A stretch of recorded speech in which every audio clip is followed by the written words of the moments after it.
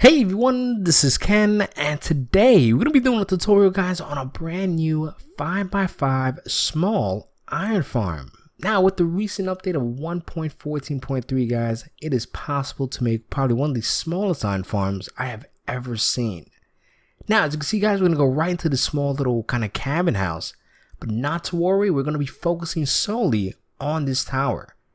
Now, the cabin is strictly decorative. I just want to make it look nice.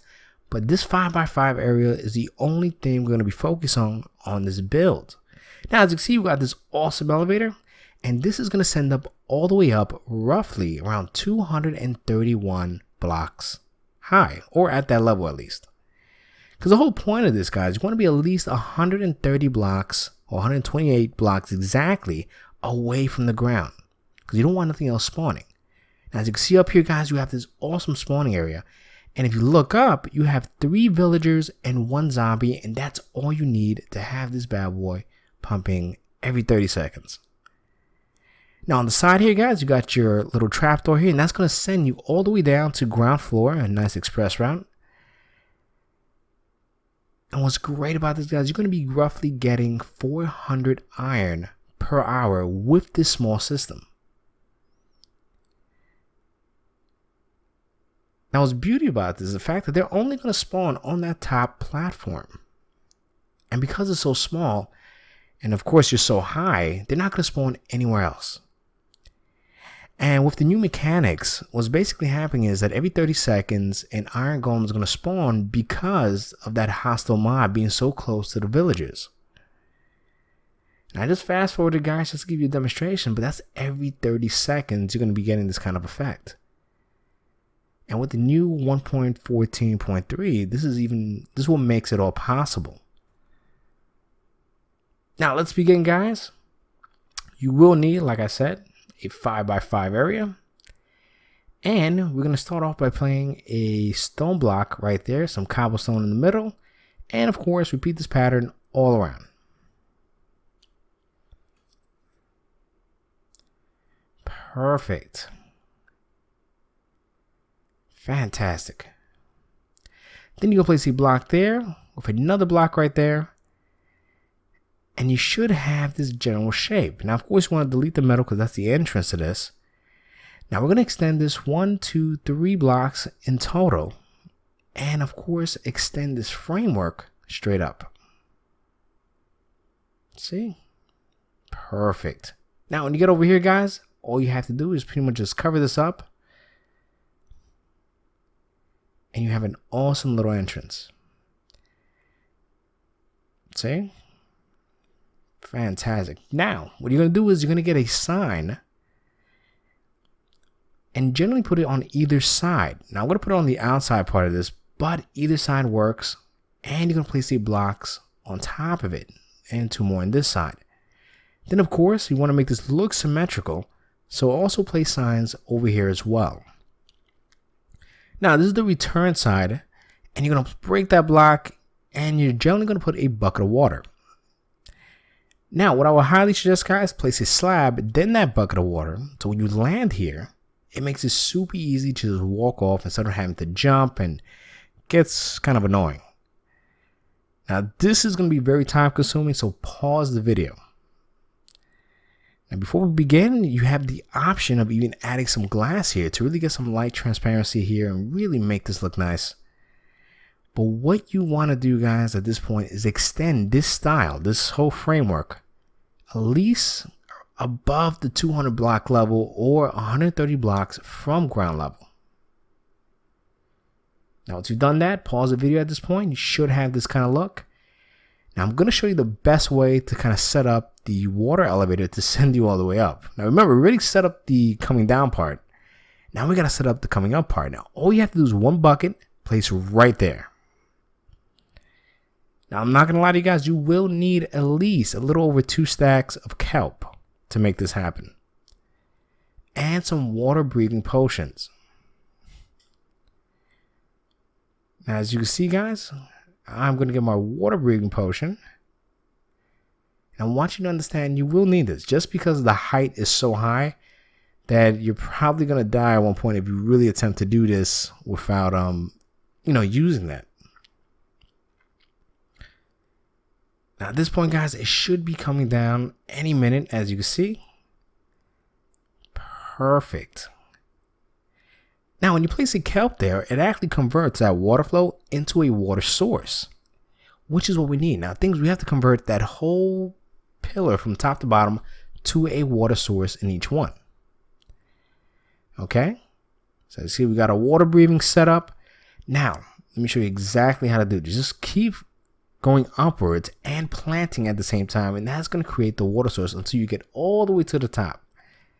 I'm going to fast forward this really quickly, but take your time. Trust me.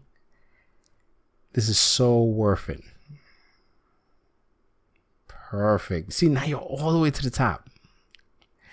Now, what you want to do is you want to go right back down, because, of course, you have to break that and set up the soul sand. So once you go back here, the cool thing is once you break the bottom, the entire tower is going to break apart. See? And the cool thing is when you place the soul sand, all of those items or the kelp is going to go straight up to that top floor. See? So you should get this kind of bubble effect. And now we're going to go right back up and start setting up the rest of the actual area. Awesome. Now we got that set up, guys. You're going to place a few blocks over here. We're going to extend it just one more time, about one block. Fantastic. And ideally, guys, I would suggest using some glass and just place it right over here. Because the thing is, you really don't want nothing to potentially spawn in this area. Now let's add one more bucket of water right there just to kind of cap off that little spot. And at this point, we're going to go 1, 2, 3, 4, 5 blocks in height. And fill this back part here with some cobblestone.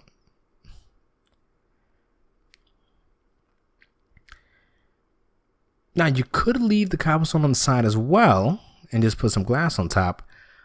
But if you want to, it's completely optional. Add some stairs. Really make this look amazing. I mean, keep in mind, you're going to build this one time, make it look awesome. Now, once you've done that, you're going to extend these blocks on top, about 5 blocks in height. And now we're going to set up the actual trapdoor so that we don't accidentally fall down here. Now, place your button right there and get your trapdoor. And ideally, you don't want to place it in front of the button, but on the opposite side. So that when you hit it, the door opens like so. You see? And you'll fall straight down perfectly with no headaches. Now, in the center here, guys, we're going to add a large chest. Now, this is a perfect time to set up as many chests as you want. I'm just going to set up 3. Bear in mind, the more you set up, the higher you will have to make this. Now, behind here, you're going to place some hoppers going forward. And what I like to do as well is go alternate between hoppers and droppers. Or, if you want to, you could use chests. But I personally like the way droppers look. But you have 2 options to use here. Now, once you've done that, do that one more time. So you should have this identical look. Like so. And starting here, you're going to place some stairs, which will be above, well, I guess the 2 top levels at this point. So it's basically going to be above the chest level, in other words. Fantastic. And you're going to fill the insides with some cobblestone. But if you want to give you more of a visual effect, I would highly suggest adding some glass and some glass in the middle. One, it's going to allow you to see the mobs to make sure everything's going smooth, and it just gives a really nice visual effect on what's happening above you. Now add a few more blocks.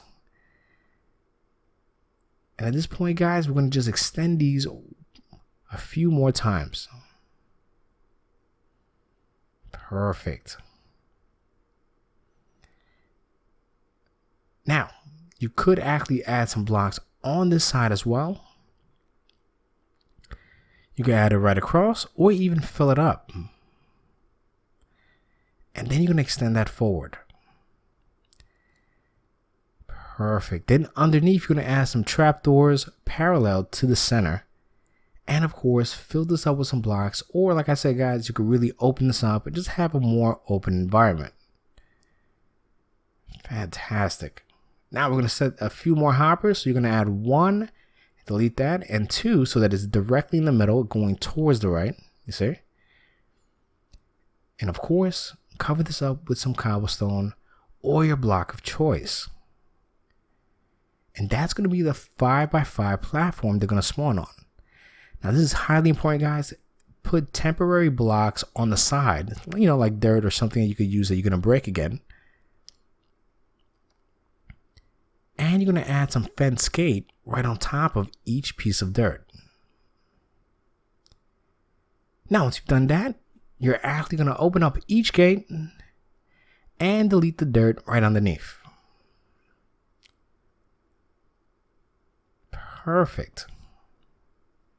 Now once you've done that, go right in the center, guys. You could either use a cobblestone wall or some glass pane. Place a block.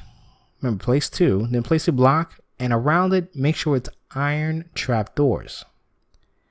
Then you're going to delete that block, and that's where you're going to place your lava. Gives them that perfect height so they could go right under and pretty much get killed. And at this point, you're going to place 1 water source on each corner. And it should look just like this. See how everything is kind of going towards the center? Fantastic. Now at this point, guys, you're going to really set up a little base area. And you really want to figure out how to get your mob inside and your villagers. Now first, you're going to need an anvil and rename a name tag. Now I'm going to call him Zombie Bob. But not to worry, guys, you can name him whatever you want. Now once you get your zombie in there, either by minecart or whatever the case is, even if he's still in the minecart, it's perfectly fine to still work. Just make sure to name tag him, otherwise he'll despawn. And the second you get 3 villagers in there, the system will turn on automatically, as you can see, and you're good to go, guys. So that's going to be your biggest challenge at this point, but trust me, you're not going to need a lot. There's just so many ways to do it. Anyway, I hope you guys enjoyed this. Just make sure you decorate it to your style and really take it to that next level. Anyway, I want to thank everybody for watching. Remember to please leave a comment and to click that subscribe button if you want to join. Thank you.